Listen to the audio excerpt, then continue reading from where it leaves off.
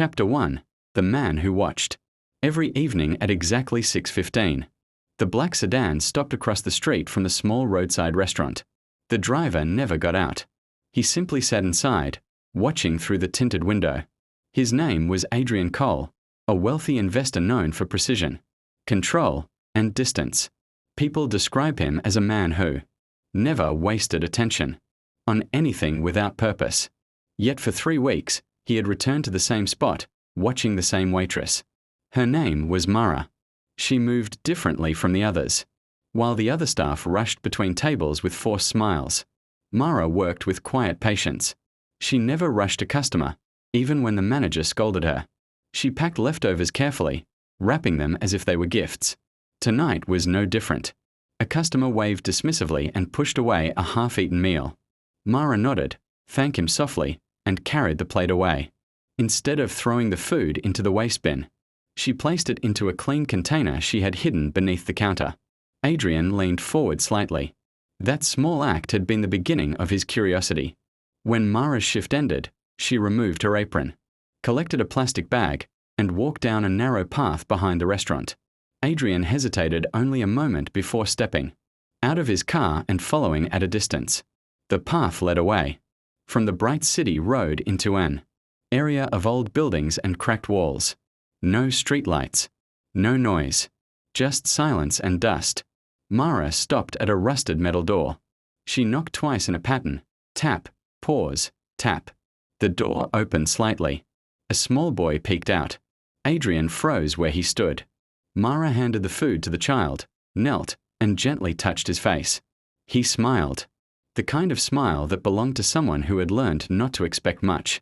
Then she entered the building. Adrian remained hidden in shadow, his mind racing. He had expected desperation, maybe theft, maybe deception.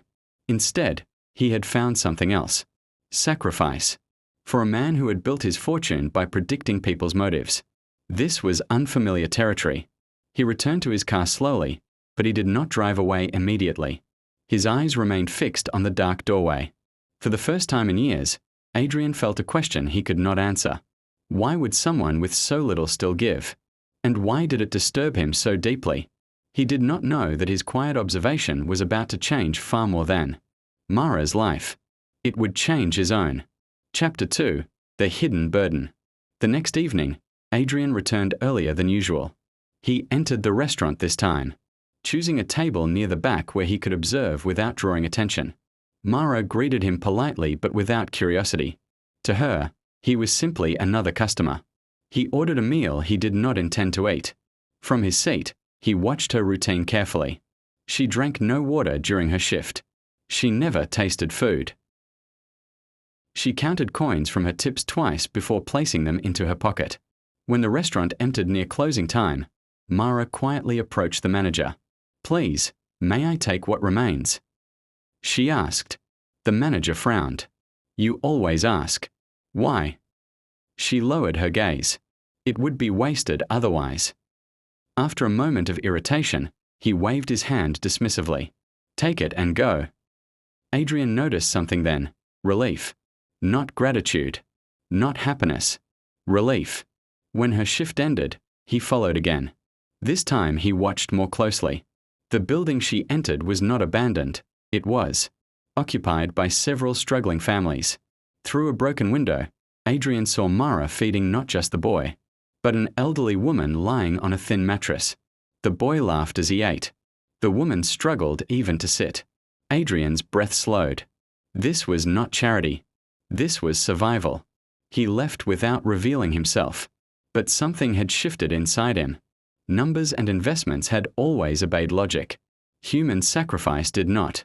That night he could not sleep. He thought of how easily he discarded excess: food, time, opportunities. Yet she protected every crumb as if it were gold. By morning, he made a decision. He would speak to her, not as a benefactor, not as a stranger, but as a man seeking an answer. Chapter 3. The Conversation. Adrian returned the following day without his driver, without his suit jacket, without the invisible barrier wealth had always provided. When Mara approached his table, he spoke gently. "You take the leftovers every night." She stiffened slightly.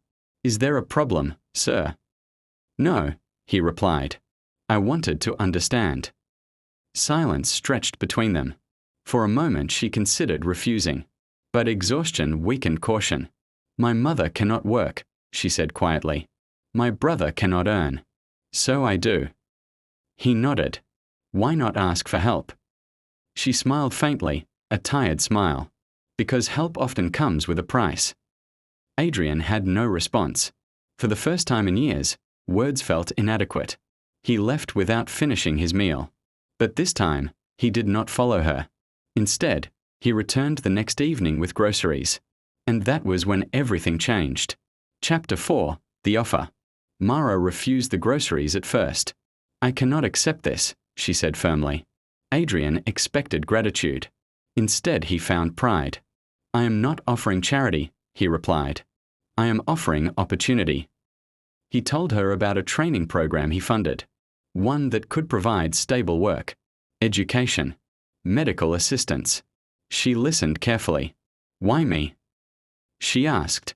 He answered honestly. Because you give when no one sees. Her decision was not immediate, but the next morning, she arrived at the address he had provided. Chapter 5, The Truth Revealed. Weeks passed. Mara's life slowly changed. Her mother received treatment. Her brother returned to school. Stability replaced fear. One evening she asked Adrian the question he had avoided. Why did you really follow me?